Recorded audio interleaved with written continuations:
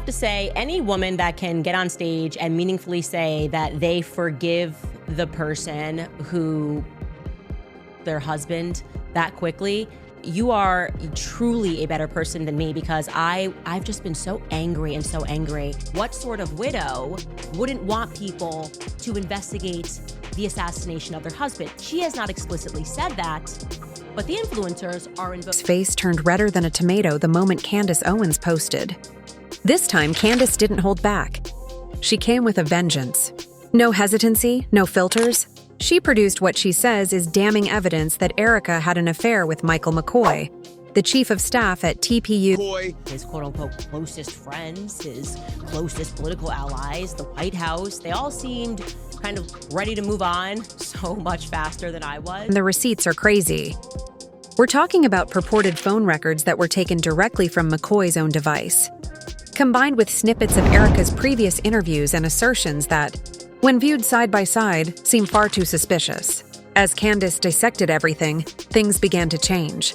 The chronology no longer made sense, and the alleged coincidences surrounding Charlie's untimely death began to appear much less improbable. Online users are closely examining each frame, comparing timestamps, messages, and even variations in Erika's voice tone. Right now, the entire internet is acting as detectives. Additionally, social media exploded when Candace implied that some of the phone conversations between Erika and McCoy occurred just before Charlie's last moments. Supporters are referring to it as the betrayal plot, claiming that this was cold, pure strategy rather than just sadness. Some contend that Candace is merely inciting turmoil to get clicks. However, there's no denying that she has revealed something that can no longer be disregarded. Now, there is a straightforward yet significant question that consumes everyone's thoughts. Was Charlie's unexpected death merely a tragic turn of events? Or was something more sinister, something premeditated, lurking in plain sight?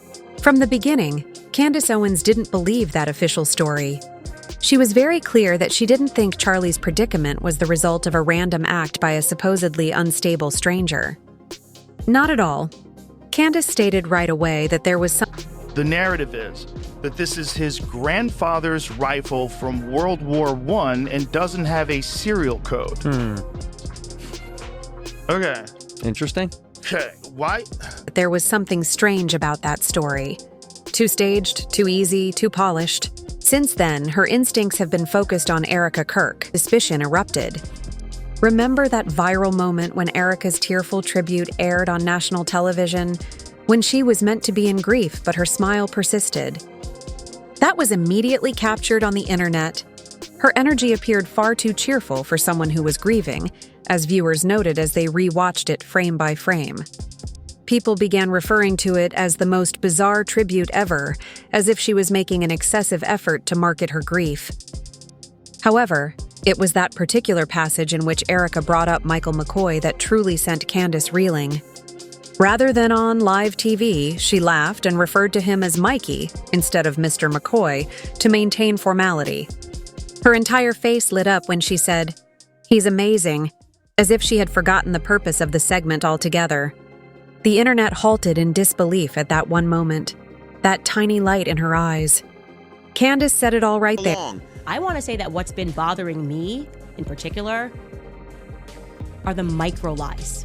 It seems that they're suddenly in the business of telling micro lies, tiny little misrepresentations, tiny little half-truths that right out of the gate seems altogether unnecessary. It really makes me wonder, who are they protecting exactly? You'll see oftentimes they and other influencers will invoke Erika as the reason that it's not appropriate to ask questions. It's just not appropriate while Erika is still mourning for you guys to ask any questions. And I'm just going to come back at you with some common sense. What sort of widow wouldn't want people to investigate the assassination of their husband? She has not explicitly said that, but the influencers are invoking that, right? They're invoking it's not appropriate right now for people to be asking questions. That's what I mean when I say they are David hogging us. Right there, clipped it and slowed it down. Talking like that about a coworker at a tribute is not appropriate. Fans are now wondering if Erika made a mistake, or if she just unintentionally revealed something she had been keeping hidden in a precise moment. Candace's skepticism transformed into a strong conviction. At this point, she was certain that the betrayal originated within the circle. It seemed like a setup that was hiding in plain sight after beginning as a calm suspicion. The complete CCTV footage from that day at Utah Valley University suddenly appeared online as everyone was taking a breather. And it created 1,000 times more mess. The video shows Charlie giving his big speech while standing tall and confident next to Michael McCoy, his so-called right-hand man, who is only a few steps away. He is typing as if he is rushing against time, with his phone in hand and his rucksack on. Well, that's his job, to be fair. As the chief of staff, he is constantly in charge of scheduling, answering mails, and performing the back-end tasks. Then, however, something goes awry. In an instant, the energy changes, and chaos loosens. The throng begins to panic, duck, and flee for safety. Some were frozen in shock, while others were attempting to assist. Here's what got everyone talking, though, how Michael McCoy responded. McCoy didn't hesitate to check on Charlie at the exact instant that loud disturbance reverberated through the hall. He didn't scan his surroundings. He simply bounded out of frame, disappeared in a matter of seconds. Candace repeatedly played that video and pointed it out to her fans. Pay attention to his body language. It's not panic. She said that was escape. Wild speculations immediately exploded on the internet. Did he share everyone else's fear? Or did he run because he knew what was going to happen? He didn't look around or pause to assist. He simply ran all the way to the back and grabbed his phone. That detail appeared to be simple to ignore at first. However, the internet went completely crazy after that entire clip was leaked online. The same urgent questions began to be asked by everyone. How come he didn't stay to assist? Who was he urgently calling? It was not long before the puzzle pieces began to fit together. In a subsequent interview with the New York Times, Erika stated in passing how she learned about Charlie's event. She claimed that while she was sitting next to her mother's hospital bed in Phoenix, she received an urgent call from Michael McCoy, who, in her own words, was yelling, "He's been hurt." This is where things got complicated, begin to whirl. Erika stated in the report that the call was received around 11:23 a.m. Phoenix local time.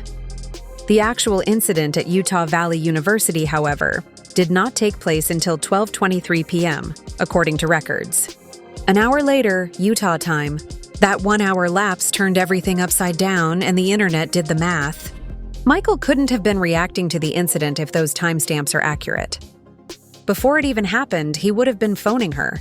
Social media was in a frenzy just because of that information. Conspiracy timelines, in-depth TikToks, and endless threads appear all at once. That's not coincidence. That's coordination, Candace said right away.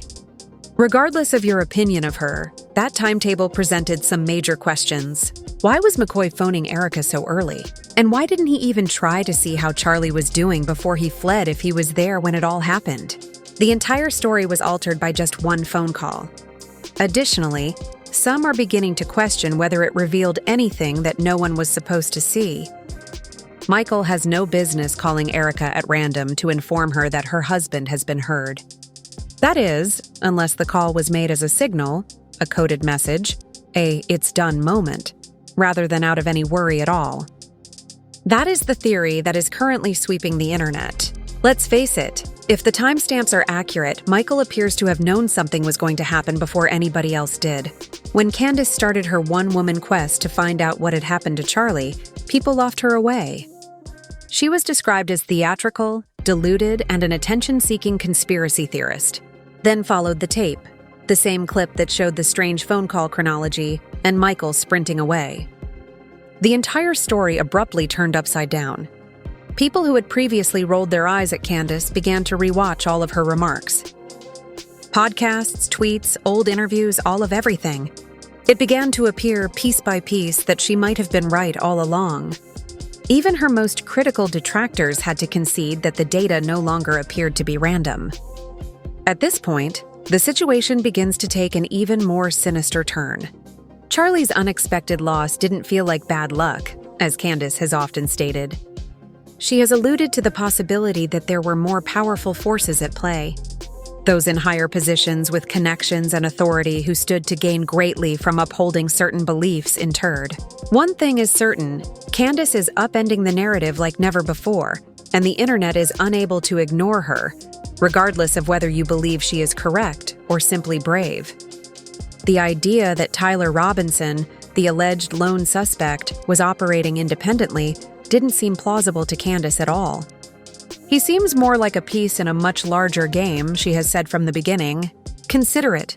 How is this guy supposed to be familiar with every aspect of the location?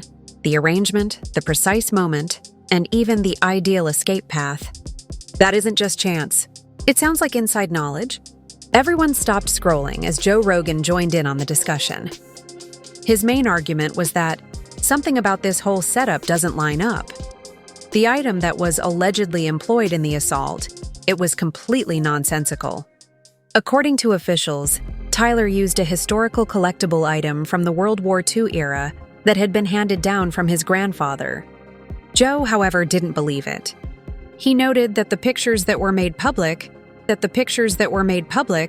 online didn't support that account. For something that was purportedly manufactured decades ago, the model in those pictures was far too sleek, contemporary, and sophisticated. On his show, he even dissected it frame by frame, stating, "That's not some antique. That's newer tech." Fans quickly swamped the comments section, accusing him of a visible cover-up. Additionally, this small tidbit simply served to further tarnish the case, as Candace had already suggested inside assistance. People are now questioning whether Tyler was actually a frontman who was controlling things from behind the scenes. At that moment, everyone's gaze immediately returned to Erika. She appeared to be the ideal image on paper. The faithful spouse, the bereaved widow, and the religious influencer who established her brand on grace and loyalty. A homemaker with a passion for family and spirituality who was formerly a beauty queen. The world saw that narrative. However, that flawless picture quickly began to fall apart as individuals began to delve deeper. From her victory as Miss Arizona USA under former pageant franchise to her father's political connections, it was evident that Erika was more than simply a meek housewife caught in a tragic situation. She had ambition. Much more ambitious than most people thought. Erika had the contacts, the background, and the unwavering will to succeed. Unlike Charlie, who was more viewed as the spokesperson for a movement than a power broker. Naturally, the whispers started. Was Charlie merely a stepping stone for her? Online users began to pick up on the odd timing, the changes in tone, and the tiny clues. However, politics wasn't even the biggest red sign. It was the way she acted after everything happened. Erika was sharing gentle, beautiful images, Bible passages, and quotes about forgiveness as if nothing had happened. But Candace was out there digging, demanding justice and fighting for actual answers. The commotion around her was a stark contrast to that lovely, serene tone. At that point, Candace stopped making insinuations and went into full-on accusatory mode. We can all agree that Candace doesn't sugarcoat anything. Everything changed the day she began to make those connections. And people's perceptions of Erika changed drastically. Candace went live. No filter, no script, just unadulterated passion. She also completely destroyed Erika Kirk. This commentary wasn't typical of you. In real time, this was fire. She didn't only wonder why Erika was grieving. She immediately headed for the quiet that surrounded it. Candace asked the inquiries that no one else dared to ask aloud. Why did Erika not call for justice? Why was she teaching forgiveness before the guilty party was even identified? And why, rather than sounding like real sadness, her tone in each homage seemed prepared, polished, and almost like a public relations statement? The comments section blew up right away. People were analyzing every phrase, providing timestamps, and labeling news sources. Candace had no intention of giving up. She expressed what many others have been muttering, that Erika's composure wasn't tranquility. It was a show. She continued after that. Candace directed her wrath directly at TPU, the institution Charlie helped establish from the ground up. She claimed that those who had previously united behind Charlie were now going above and beyond to conceal important facts, accusing them of shielding Erika and Michael McCoy. She wasn't simply outwardly angry. You could feel it. You could hear it in her voice and see it in her eyes. This was no longer about clicks or clout. It was intimate. No matter who stood in her way, Candace made it plain that she would not give up until the truth about what had happened to Charlie was out. The internet went crazy as that live stream finished. Comment sections were crowded with folks, disputing constantly. Some viewers felt that Candace had gone too far this time and had broken a boundary by openly criticizing a grieving widow. However, most of them stated it clearly. Finally, someone had to say something. People had grown weary of the quiet, the prettified posts, and the well-crafted answers that sidestepped all difficult inquiries. In a single, memorable sentence that went viral right away, Candace encapsulated everything. Why don't more of Charlie's pals try to learn the specifics of what transpired? That was a rather sharp question. Easy yet effective. Everyone paused their scrolling for a moment and gave it careful thought. One comment stuck out among the others that flooded in. It even pleased Candace herself. One woman's message on social media touched a chord. As someone who's buried both my kids' dads, I know from experience that in those first few days, you're in pure shock. You don't even know what to ask. But after a week, I had a million questions and I needed real answers. People started reiterating it all over the place, claiming that Erika's serene demeanor didn't appear to be one of grieving. It appeared as though someone was attempting to keep up with the story. The attention was no longer solely on Candace's audacity. It focused on the reasons why no one else was posing the same queries. When everything finally made sense to Candace, that was the pivotal moment. For the first time, it became clear why Erika wasn't out there seeking answers. Since she already knew the truth in her heart, this was the only plausible answer. Additionally, when you combine that claimed affair with her meticulously maintained quiet, the situation becomes much more sinister than anyone wanted to acknowledge. Speaking that truth, however, came at a high cost. The criticism hit like a digital ambush the moment Candace made her charges public. Her mentions were inundated with irate responses, opinion pieces, and never-ending arguments.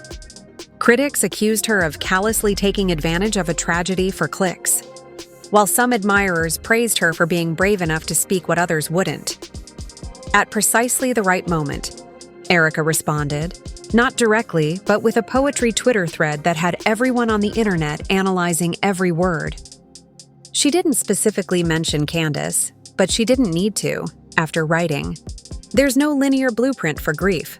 She continued, I carry Charlie in every breath, in every ache, and in every quiet act of day-to-day living as I attempt to relearn what that rhythm will be. Everyone was aware of the person she was referring to. The post went viral right away, with her fans applauding the grace of her remarks, and her detractors labeling it just another well-planned publicity stunt. But that tweet wasn't helping Candace. It was a deflection. She perceived it as Erika's attempt to sidestep the true problem, and after that, it was no longer merely a tale of loss. It had turned into a public confrontation between two strong, uncompromising women. The resulting shade was surgical. The loss of loyalty came suddenly and with great force.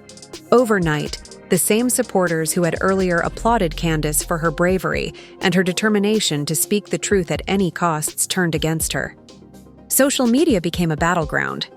Laura Loomer, a far-right influencer, attacked Candace first, sending a vicious tweet that said, Candace Owens now using her plots against Erika Kirk, Charlie Kirk's wife. Please know that many of us find what Candace is doing to you repulsive. And TPUSA, imagine suggesting that Charlie's wife was involved in the incident. I'm sick. In just a few minutes, that tweet received hundreds of likes and reposts. Podcasters, commentators, and even erstwhile supporters began to chime in, claiming that Candace had overreached herself this time. It resembled an avalanche of digital content. More insiders and influencers separated from her every hour in an effort to avoid the commotion. Here's the twist, though. Candace remained unflinching. Not by any means. The criticism, if anything, fanned her flames. Rather than retreating, she claimed to have discovered something even larger as she leaned closer. Something that transcended Erika, the drama, and TPUSA itself. She made a suggestion that Charlie's enigmatic demise was more than a domestic tale. In disguise, it was world politics. At that point, everything truly began to spiral out of hand. Because Candace was doing more than simply listing names now, she was making references to influential people that most people would be afraid to bring up. And the internet froze when Candace revealed that shocking information. She asserted that Charlie was under intense pressure from wealthy and influential businessmen who supposedly wanted him to soften his public views on Israel. Candace claims that they were offering him millions of dollars if he would just be quiet, play nice, and stop being so vocal. However, Charlie's obstinacy and unwavering devotion to his convictions refused, and he vanished a few days later. Candace then disclosed what she said were private texts between them, in which Charlie confessed to being afraid, stating that he felt watched and confined. At that point, it began to seem less like bad luck and more like a silent setup.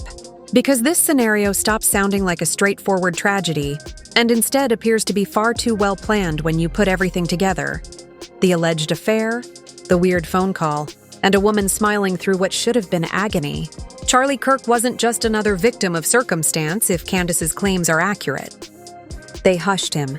Even worse, it's possible that those who say they love him the most were involved in the cover-up.